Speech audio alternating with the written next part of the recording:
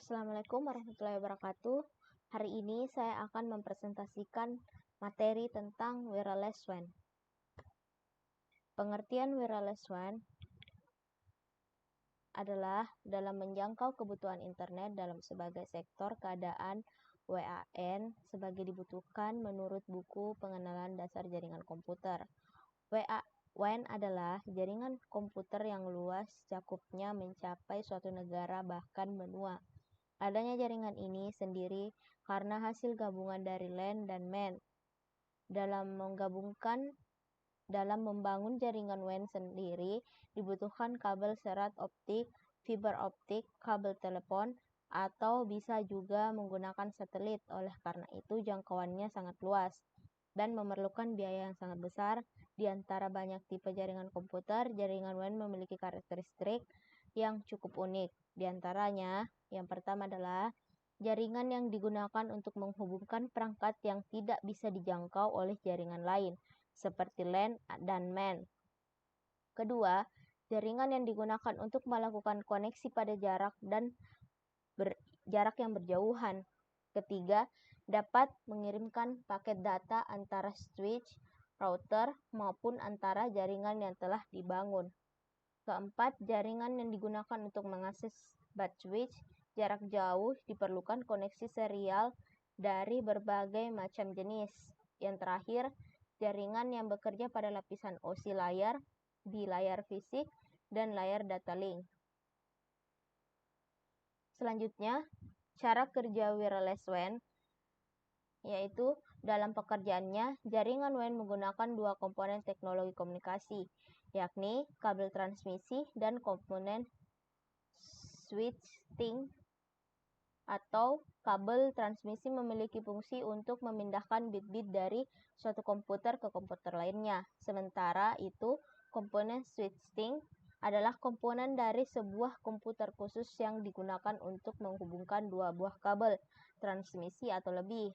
Untuk mengetahui seperti apa cara kerja jaringan WAN, berikut ini akan dijelaskan dalam sebuah contoh kasus di antara lain.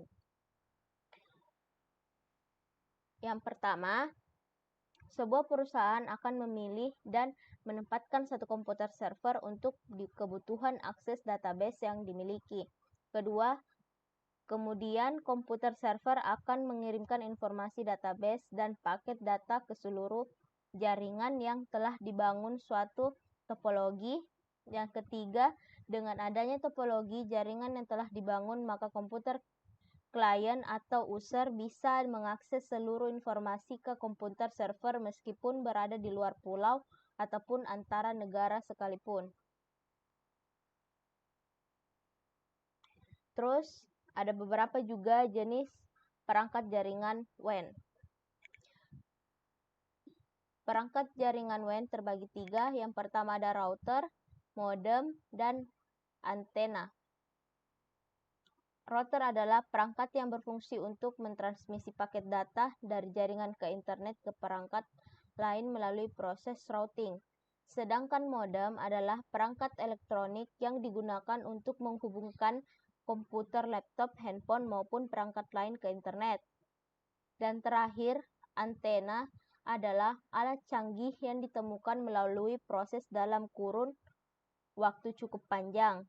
Kehadiran antena tentu memudahkan suatu alat komunikasi untuk menangkap sinyal yang kemudian ditransformasikan menjadi gambar, tulisan, maupun suara. Fungsi dari WAN yang pertama itu mempermudah komunikasi, kedua mengintegrasi LAN dan MAN, ketiga mendukung operasional perusahaan. Fungsi utama jaringan WAN adalah menghubungkan komputer satu dengan komputer lain.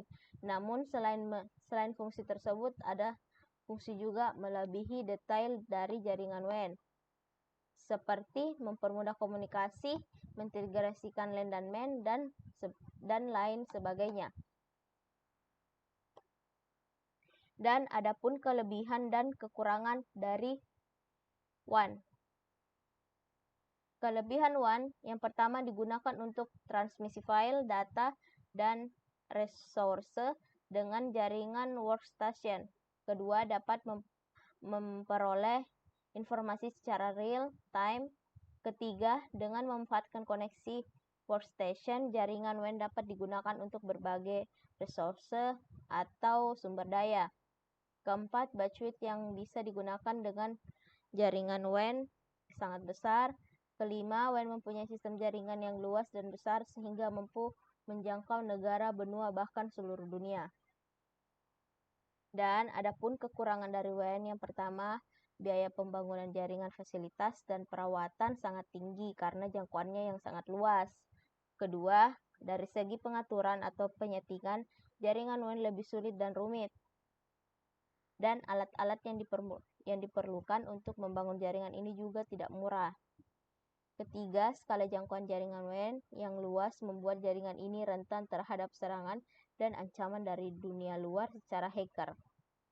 Dan terakhir, wajib menggunakan firewall jika tidak ingin jaringan terganggu. Mungkin itu saja presentasi saya. Wabillahi taufiq wal hidayah. Wassalamualaikum warahmatullahi wabarakatuh.